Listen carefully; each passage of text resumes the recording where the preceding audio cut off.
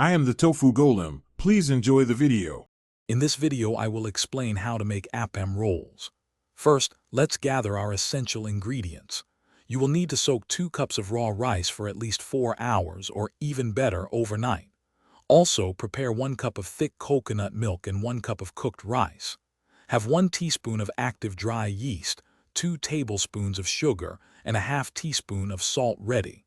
Finally, make sure you have a non-stick Ape Amma pan for cooking. Now, let's craft that perfect Ape Amma batter.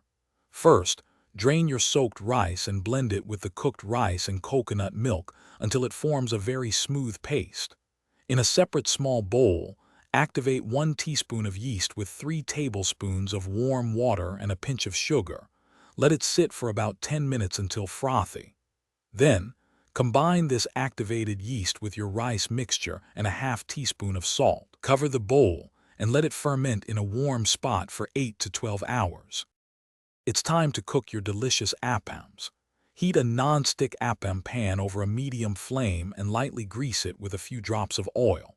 Pour about 1/3 cup of the fermented batter into the center of the hot pan. Immediately lift the pan and swirl it in a circular motion to spread the batter thinly around the edges, creating a lacy pattern. Cover the pan and cook for 1 to 2 minutes until the edges are golden and crispy and the center is soft and fluffy. Remember, there's no need to flip them. Your freshly cooked Ape Ammas are ready to be enjoyed. They are incredibly versatile.